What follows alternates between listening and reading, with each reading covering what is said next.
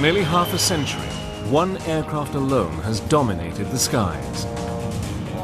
During those years, it has dropped more conventional bombs than any other airplane. With a maximum speed of 650 miles per hour, a range of over 8,000 miles, and capable of dropping 70,000 pounds of bombs, it is the most lethal bomber in the world. It can also deliver nuclear bombs, missiles, and precision-guided weapons.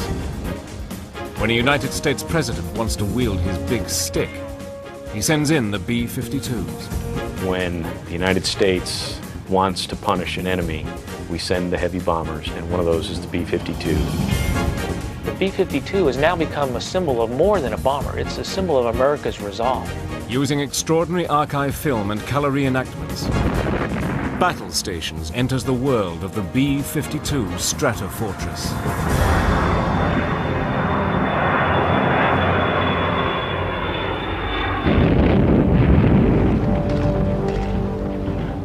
As far back as World War I, the use of aircraft as a means of delivering explosives was accepted as an effective way to strike at the enemy.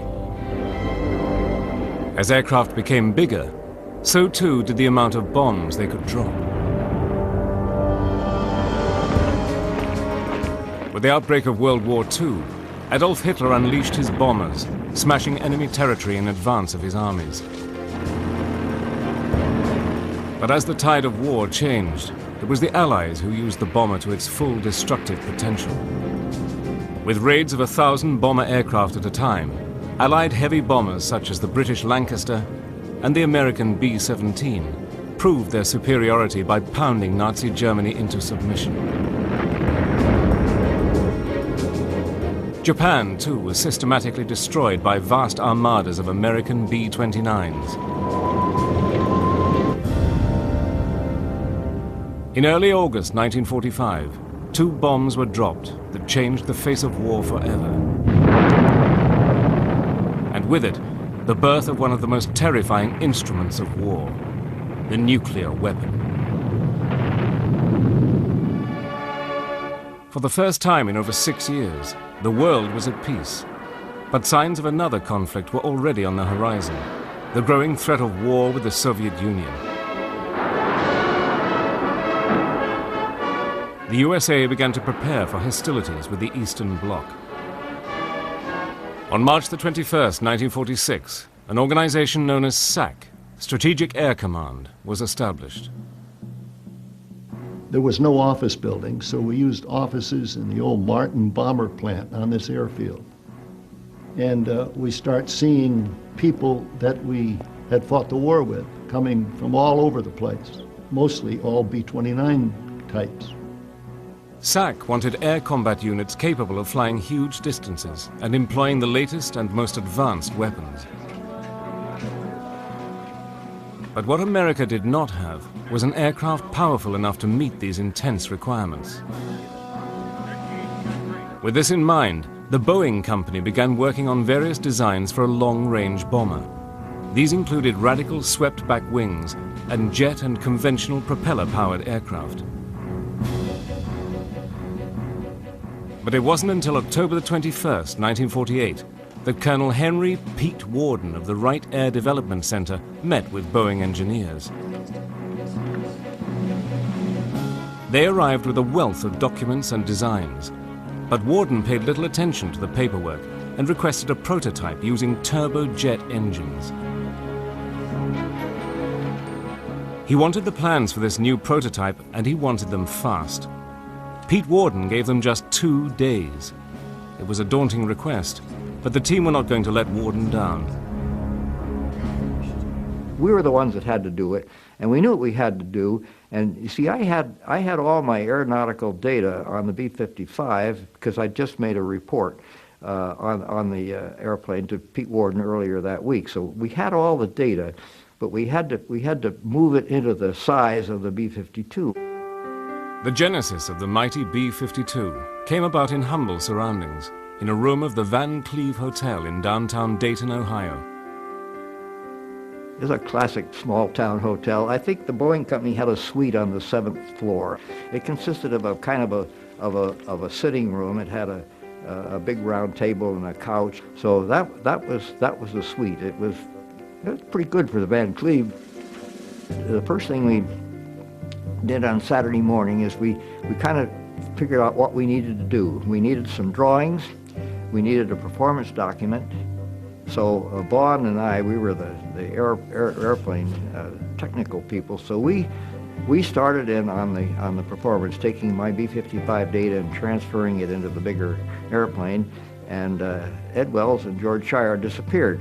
And at the time, we didn't miss them until they were gone. They came back about 2 hours later with some balsa, and what they'd been out doing, they decided they wanted a model, and they had to go around to the model shops and find the biggest piece of balsa in Dayton, and that set the scale of the model. Shire was the best aerodynamicist in the world, and Vaughn and I were a little upset with him because here we had this massive document to put together, and here he was sitting in the corner whittling a model. But anyway, that's what he did. Over the following 24 hours, the aircraft began to take shape. It would be an 8-engine jet using podded pairs of the Pratt & Whitney engines. It would have a top speed of 490 knots and the potential to deliver a 10,000-pound bomb load over a range of 5,320 miles. It would also have a radically redesigned wing with a span of 185 feet. By Sunday noon, we had things pretty good shape, so we called in the secretary of the Boeing office there, Miss Hines, and she typed up all the material that we'd written. The document has a few pages in it. On the Monday morning, they presented their work to Colonel Warden. He was impressed with the jet-powered plans and asked the Boeing engineers to continue with the design.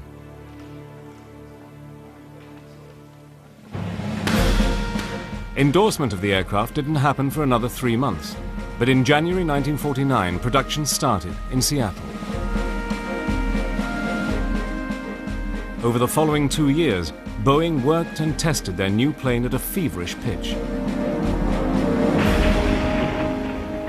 Nowadays, they have what they call computational aerodynamics, and they can do it with a computer. But in those days, the wind tunnel was the way we did it. And that's why it took about a year of wind tunnel testing. That was mostly in figuring out how to put the engines on the wing. And the data turned out to be okay. On April the 15th, 1951, the B-52 was wheeled out. Called the YB-52, it was prepared for its maiden flight at the Boeing field. We knew we had a winner before we flew it. The first flight, on the airplane, I was really excited about that. It had taken 7 years from the initial United States Air Force request for a new bomber to get the B-52 on the runway. It didn't look like any other airplane, but I'd been deeply involved in the testing in the wind tunnel, and I knew it should fly, but when it finally took off, flaps hanging down the swept wing, and I was real happy to see it disappear over the horizon. Engines look normal.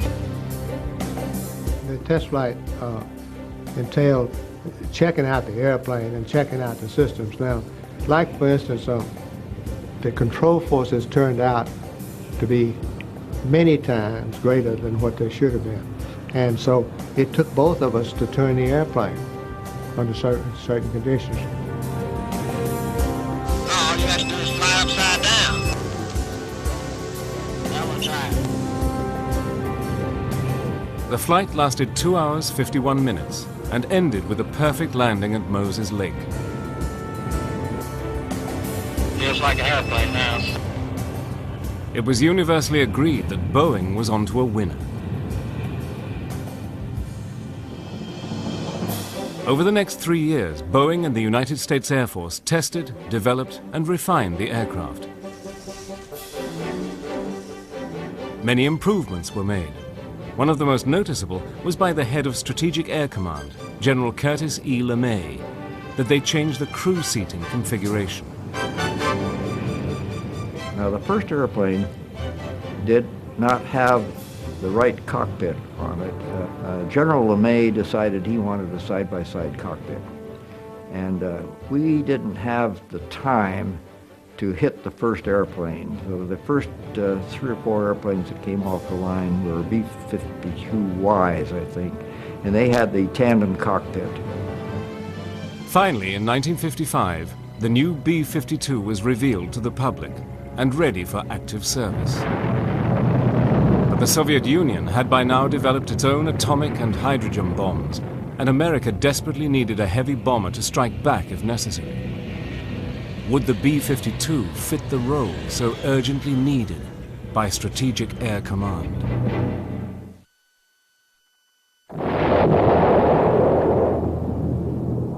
During the mid-1950s, the Soviet bloc began to build a terrifying arsenal of nuclear weapons.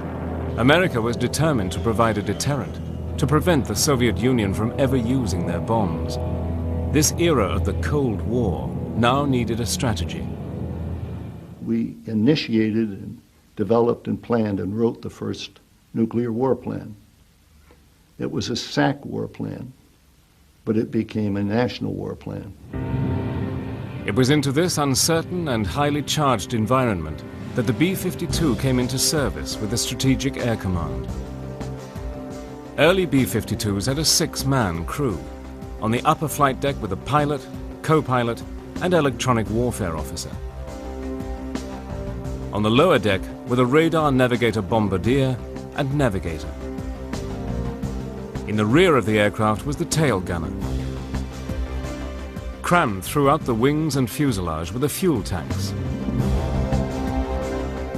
And along the lower fuselage were the massive bomb bays.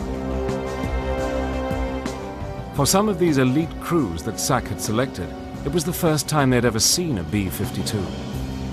When I walked around a B-52, and I thought, wow, this is really cool. And then I look at the skin on this B-52 and it's all wrinkled, kind of like mine, and I thought, this thing can't fly. This is not going to be good. You cannot be serious. You cannot be serious. So I was not a happy camper, eh?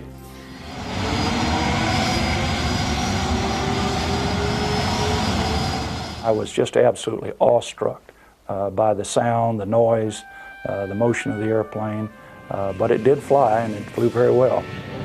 It took a lot of strength and very fatiguing. Imagine yourself told to drive a big 18-wheeler Mack truck down the highway. Not only down the highway, but into the neighborhood and around the corner and back it up. And that's what a B-52 feels like in comparison, say, to an F-4 fighter, which is like driving a Lamborghini. You put the throttle forward on all 8 engines. The entire airplane shakes. You have this noise, and it's sitting there on the end of the runway. Everything's vibrating. You know, it's almost like a sprinter ready to take off.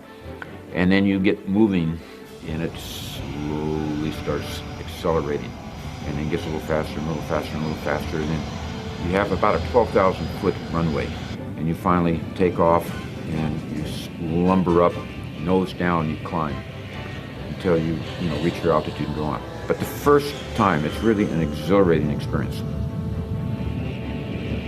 The B-52 wasn't necessarily difficult to land and take off the airplane, except in a crosswind crab system where you could dial in the crosswind crab so that you could land the aircraft while it was pointed relatively into the wind, but you were flying actually sideways. So it was a very unusual and spooky sequence. As US military thinking developed during the Cold War, the greatest fear was of a sudden preemptive Soviet strike. So SAC ensured that 12 B-52s, fully armed with nuclear weapons, were airborne 24 hours per day, 365 days per year. The plan was known as Chrome Dome. It was the plan in the Cold War to arm the bomber fleet with nuclear weapons and achieve a high state of readiness and comply with our national policy, which was to encircle the Soviet Union. Operation Chrome Dome had B-52s flying 3 basic routes. A northern route across North America and Canada, past Newfoundland and Iceland, up past Greenland and the Arctic Circle, across Alaska, and back down the western side of the US. A southern route across the Atlantic, orbiting the Mediterranean, then back to the US. And one B-52 constantly on patrol over Greenland, 24 hours a day. Each patrol was designed continuously to monitor critical targets in the Soviet Union that would never be more than 2 hours flying time from a patrolling B-52. But these missions, some as long as 26 hours, took incredible stamina on the part of the crews. Sitting in an injection seat, you had a 35, 40-pound parachute on your back. You were wearing a helmet, fairly heavy, and thermal underwear. You may have heavy boots. You have a winter flight suit or a summer flight suit. It was normally dark down there because you needed to have good visibility when you're watching the radar scope. Most of the times it was cold, a negative 55 degrees. And of course, the skin of the airplane, some places wasn't that well insulated. And then you add on top of that your high altitude, your low ambient humidity, and you would lose a lot of moisture. There were many times that I would lose 5 to 10 pounds, usually just in water, from a long, stressful mission. It was very cramped. We had air mattresses. You could lie down and rest. Obviously, the one pilot would be flying the airplane, one navigator navigating. We early on had a small oven where we could cook what was I characterize as an early TV dinner. We had a hot cup where you could have coffee or heat up some soup, and we had boxed lunches as well. Although with a range of over 8,000 miles, the Cold War B-52s had to refuel twice on each mission. But with these massive aircraft, each refueling was a maneuver fraught with danger. You are in very close proximity to the airplane. And you imagine driving down the highway, you like to have 2 seconds between cars. Well, we're talking maybe 20 feet between the airplane that's above you and the bomber right below. And at a fraction of a second, if you hit an air bump or some kind of clear air turbulence, you have the capability, of his tail coming down and your nose going up. And yes, it could ruin your whole day. The boom operator in a tanker, he flies the boom. You had to fly the B-52 into this envelope, into this narrow airspace under the tanker that the boom operator liked. And some boom operators were so damn picky that if you didn't have it within a foot where they wanted you, they wouldn't stick the boom in. And I'd say, put the damn thing in, you jerk. Any time of the day or night when you were the pilot and were air refueling, taking on at least 40,000 pounds of fuel, when I finished, my body would be wet, just absolutely soaked. Perspiration. From October the 1st, 1957, during normal periods of readiness, 40% of SAC's bomber force was on continuous ground alert, ready to get airborne at 15 minutes notice. When that klaxon went off, of course, you never knew for sure whether it was a training exercise or whether it was a real thing.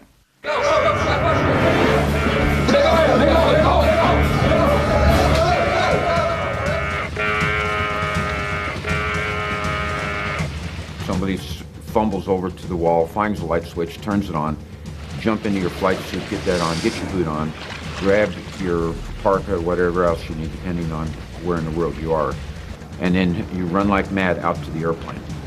And then the heart starts beating and the adrenaline starts, because you don't know what's going to happen. And the next message may be the, call to go to war. Despite the hardships and training, the reason why the crew's alertness was so vital was that every B-52 was armed with up to 4 thermonuclear weapons. Each warhead was more than 1,700 times more powerful than those dropped on Japan. And if they were needed, then only the president could order them in.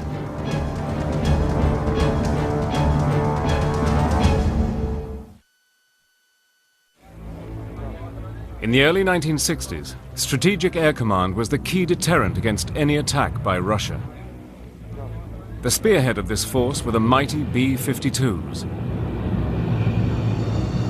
There was a story that used to be told that there was a general, and he'd go to the Russian premier, and the question was, is today the day we can take on the United States and we can come out ahead? And the general would say, not today, sir. And our job was to make sure that every day that was his answer. To enable the U.S. to keep that high state of alert, Strategic Air Command required the B-52 crews to undertake the long, stress-inducing tours of duty. The average tour of duty for SAC combat crew members in the early 60s, you would normally pull 2 7-day alert tours per month. So that's 14 days out of roughly 30 or 31 days that you could expect to be sitting nuclear ground alert. And you were expected to be able to launch within 15 minutes and go strike those targets if given the order to do so. So in addition to the pulling of the ground alert, you could expect to fly maybe 3, maybe 4 training missions per month. So your time was totally consumed with those responsibilities. The continuous training of the crews was hard and rigorous. Only the best survived. But it was not enough to be the best. They had to pass the psychological tests as well. You had the psychological profile, which was very important. In other words, you're talking about taking a nuclear weapon and dropping it on a country, and a lot of people can't handle that. And physiologically, are you able to take the long missions, the 20-plus hour missions that are required? Do you have the stamina? And you were given physical tests to see if you had that stamina. The training required everyone to do their job, not just the crew, but the maintenance people and all the support people, even the people that made the lunches. Everyone had to do their job to keep the fleet in the air when it was needed. The driving force behind this quest for a state of excellence was General Curtis E. LeMay. He was the big daddy. He was the one that started SAC. And of course the impression that he conveyed was that there's nobody tougher than Curtis E. LeMay. First of all, a brilliant person to have in the concept he had, and he knew what his mission was. There were moments that he was a loving father. He had times that he could show compassion, but on the outside he was just a rough, gruff son of a bitch, I guess. But should an attack be launched against America, a series of defensive steps were put into action. Incoming missiles or bombers would be picked up by the early warning radar tracking stations. Once verified, the alert that the U.S. was under attack was passed on to Strategic Air Command HQ in Omaha, Nebraska. They would put the entire B-52 fleet on alert and scramble the planes.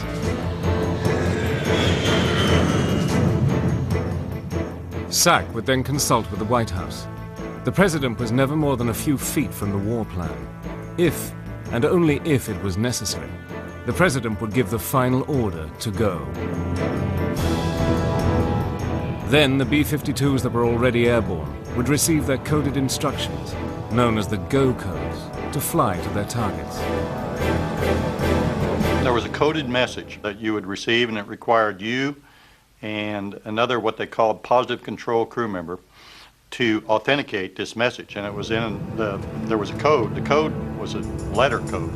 If you and the other positive control, which was the radar navigator, the bombardier if you will, and if both of your cards matched the message, then that meant it was an authentic message and it would authorize you to strike your target.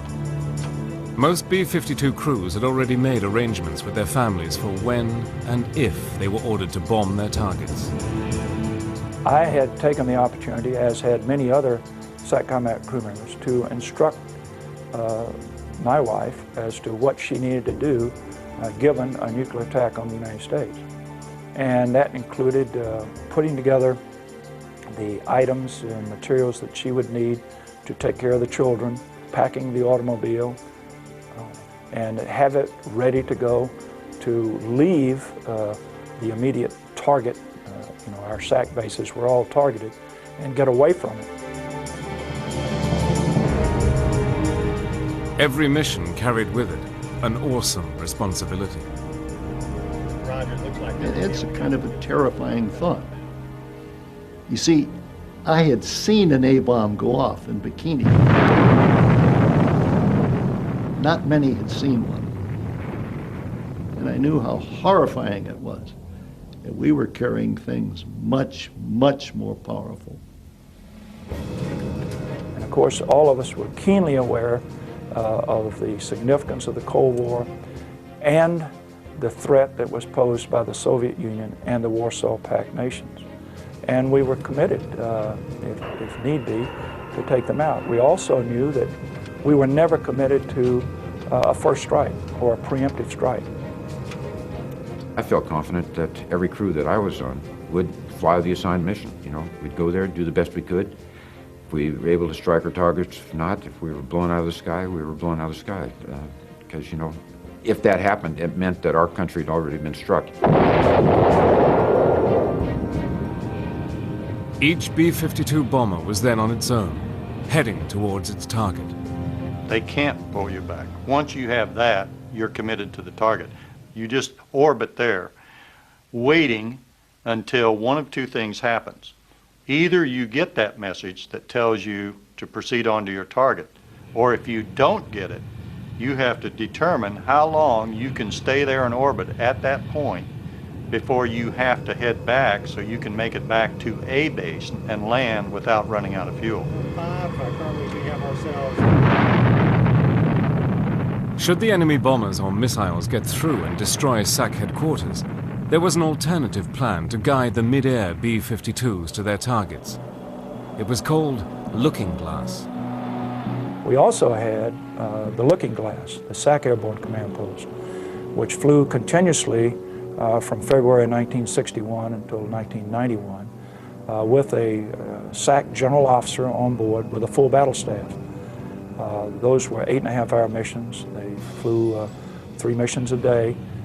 And of course, that system was designed, if Strategic Air Command headquarters was lost due to an attack, then that general officer would find himself running the war and talking to the Commander-in-Chief, the President of the United States, and the Secretary of Defense. I was privileged to fly 358 of those missions in the 10 years I was a SAC general officer. This flying command center was a vital linchpin in the doomsday scenario. But thankfully, it was never needed, as just one misguided bomb would have resulted in a nuclear catastrophe, with potentially not a single living thing left alive on the planet. But accidents with all these nuclear-armed bombers did happen. And when a B-52 with 4 50-megaton bombs crashed, the world held its breath. On January the 17th, 1966, a B-52 on regular Mediterranean patrol was refueling at 30,500 feet over the coast of Spain. We had a mid-air collision over Spain between a B-52 and a KC-135 jet tanker. The KC-135 crew was lost. Many of the B-52 crew survived. The weapons were deployed, if you will, and had to be recovered from the sea, and it created quite a sensation. We were successful in recovering those weapons, and the safety that was built into the weapons. There was never any concern about a nuclear detonation. After another incident in Greenland, neutral governments began to object that B-52s armed with nuclear weapons were flying over their territory. The risk of a catastrophe was too great. And the introduction of intercontinental ballistic missiles, ICBMs, and nuclear submarines had given the United States an alternative retaliatory arsenal. Those events created such a stir on the world scene that Strategic Air Command and the civilian leadership of the United States decided to stop them, to curtail that operation. In September 1968, the air alert system of Chrome Dome was decommissioned. For the men who had flown those missions, the B-52 had fulfilled its role as a world peacekeeper.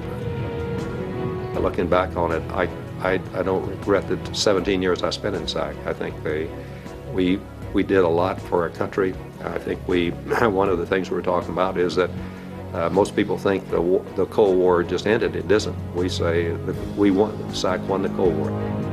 For over 10 years, the B-52 had patrolled the skies, waiting for the go codes that fortunately never came.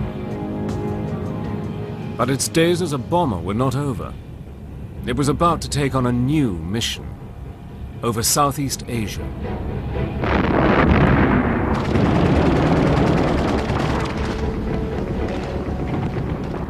When Southeast Asia came about, and there was a need to deliver large firepower, that is, conventional ordnance, iron bombs as we refer to them, the Air Force looked around, and the best delivery platform they had was in fact the B-52.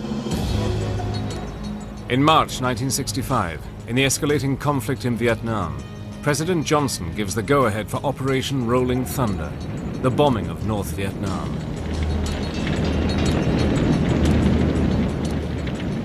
Again, the B-52 is mobilized, and again it is modified to conduct its mission. We modified the B-52D models with what we call the big belly modification to the point where between external and internal carriage, they could carry 108 750-pound bombs. From 1965 onwards, the B-52D big belly versions would carry the burden of the conflict single-handedly, until joined by the B-52G versions in the final stages of conflict. Between 1965 and 1968, in Rolling Thunder, B-52s flew more than 2,000 sorties and dropped over 630,000 tons of bombs. This was the first time that the B-52 had entered the theater of actual warfare. I had already told my crew, if we get hit, we're going to ride that airplane until it blows up. I didn't think they'd be taking any prisoners. When you were flying over there, it was a large, non-stealthy airplane. When you would put a radar scope on it, it would stand out almost like a flashlight because of the sides. You know, it was metal sides and it would reflect radar energy. That's why there were so many ECM, electronic countermeasure aircraft flying with the missions and the electronic countermeasure officer on board. But still, even with that, it was pretty much a sitting duck at high altitude.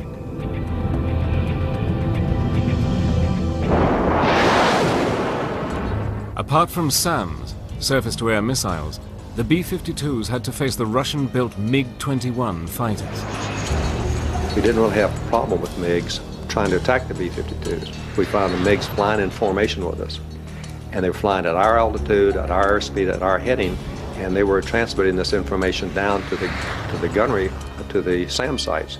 So here's the guy on the ground, he knows your heading, your altitude, and your airspeed, and that simplifies his process of shooting you down.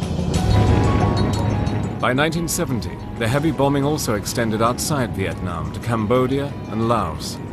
Sortie rates had risen to over 3,000 a month. But the best-known manifestation of the massive US air effort in Vietnam was still to come. It would bring losses of aircraft and crews to the B-52s, the like of which they never before had to face.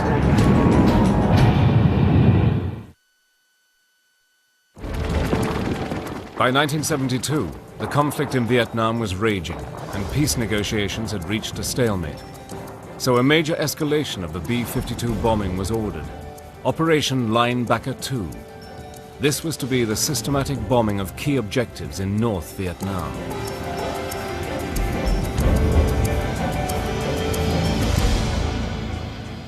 So December 15th, we got the alerting order, Linebacker 2, and for security, nobody was allowed to go off base or make off-base phone calls. And so we were told to prepare for a 3-day maximum effort mission with the possibility of extended indefinitely. And at that time, we were told the targets would be Hanoi. Normally, when you briefed, you had a cell, 3 B-52s, 18 people, And usually they were talking to each other and the briefer's trying to brief, and nobody pays any attention to him because it's the same briefing every day. And we go in this room, the room's packed with crew members. And this briefer could have spoken without a microphone in a whisper, and everybody in the room would have heard every word he said. It was so quiet in that place. The thing I remember is looking around and I thought, you know, some of us probably aren't going to be alive. Some of us are going to be dead in 4 or 5 hours. We're not coming back. 3 days into the operation, on the evening of December the 20th, John Ewell's B-52 was making its bombing run over Hanoi when it came under attack by SAM missiles. To see these lights, these little spots of light, and then as they came up through the undercast, you could see the rocket plume of the engine of the surface-to-air missiles. And there were a lot of surface-to-air missiles coming up, a lot. Check left. I got it. G-Dub, are you targeting anything? We've got something off the nose. Just about 5 seconds before bombs away, and I looked out and there's this, I could just see this huge SAM right off the nose of the airplane. And I thought, get above us before you detonate. Gunners on watch. Check left. I got it. We got a SAM tracking up off the nose. It looks like it's going to detonate above us. Okay, looks like it blew in part of your windscreen there. The next thing I knew, the airplane was in a 30-degree bank. All the windscreens were completely shattered, but intact. And half the red lights in the cockpit were on. So I thought, well, I'm going to try to level the wings, but probably won't be able to. Out on the left wing, I see fire. I look out there, and my number 3 and 4 engines are on fire. And just as I'm looking at that fire light, the second SAM hits the airplane. Another one coming up off the nose. Obviously put a pretty big hole in the crew compartment because we had explosive decompression. We lost our pressurization, and the noise was deafening. It was just like you were standing next to a train that was going by on a track at 80 miles an hour. Just deafening noise. Now I look out and the engines aren't just on fire, now the wing's on fire. I'm trying to decide, do we stay with the airplane until that wing snaps? So I thought, I better get the crew out. And the way I did that is there's an emergency bailout light in front of each crew member, and you have a guarded switch which the pilot can activate. And when you hit that switch, it turns that red light on in front of each crew member, and that means eject. It's a kick in the butt when that thing fires, and I thought, this is not a good day. John Ewell was captured by the North Vietnamese and taken to the infamous Hanoi prison camp, nicknamed the Hanoi Hilton. After 3 days of solitary confinement, Ewell was on the receiving end of a B-52 bombing raid. And I can remember being huddled back in a corner of that cell with my fingers in my ears as deep as I could get them, and I just knew my eardrums were going to rupture. And the plasters falling down from the ceiling in the cell, and there are wooden shutters over the bars on the door, and they're like they're made out of cardboard. They're flapping back and forth from the concussion from these bombs. And I'm sitting there thinking, 3 nights ago, I was up there dropping those bombs. The way I'm going to check out is being bombed by my buddies who I was up there bombing with 3 nights ago. Isn't that ironic? December the 20th was the most intense night of Operation Linebacker. 6 B-52s were destroyed, and 17 airmen lost their lives. After 93 days of captivity, John Ewell was finally released. But for him, his savior was the B-52. That B-52 was such a sturdy airplane, such a tough bird, that it took 2 direct SAM hits, and I was in it for at least 50 or 60 seconds trying to decide whether to bail out or stay with it, and all my crew got out. Everybody survived. During Linebacker 2, the B-52s flew over 700 sorties in North Vietnam.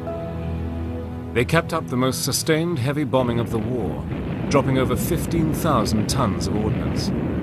They destroyed 1,600 military installations, 10 airfields, 500 railway tracks, 3 million gallons of petroleum, and 80% of all electrical power. But for the SAC crews, a high price was paid to complete that objective. Over the 11 days of the operation, 15 B-52s were shot down by SAM missiles. Of the 92 crew aboard these planes, 61 went down over North Vietnam. Roughly half were killed and half were taken prisoner. Hanoi could not take a further battering, and a ceasefire was signed. In March 1973, the last American troops left Vietnam.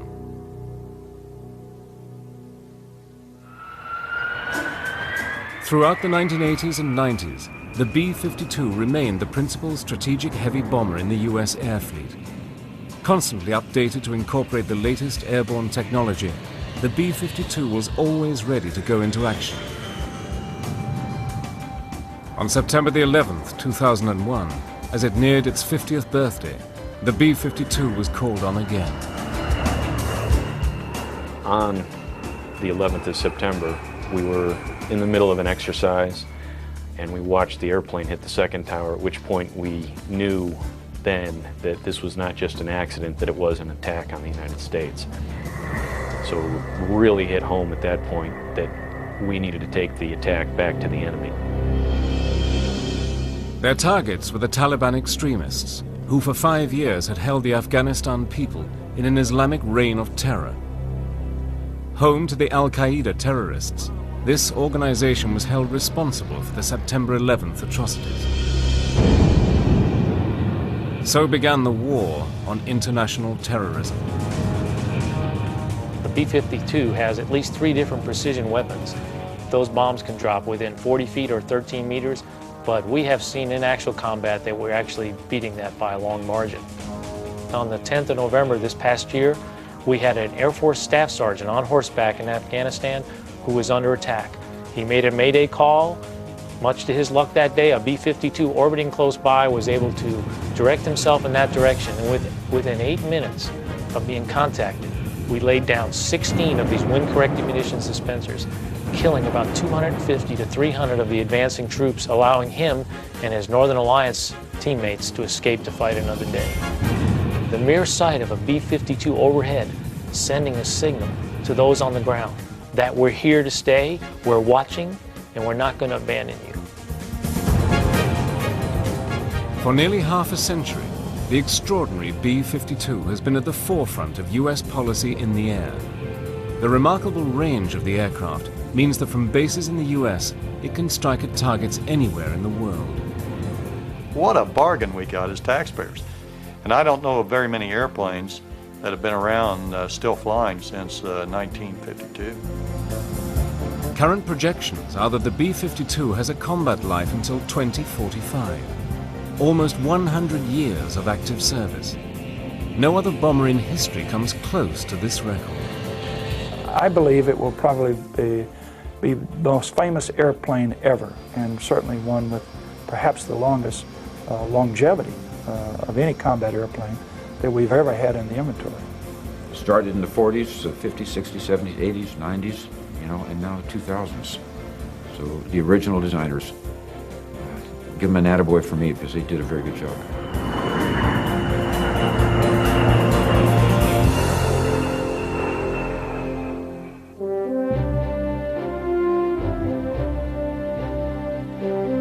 And we've the last of today's special Spring Bank Holiday Battle Stations programs right after the break, as we meet some of the men who fought in the M1 Abrams supertank, considered the most sophisticated tank ever built.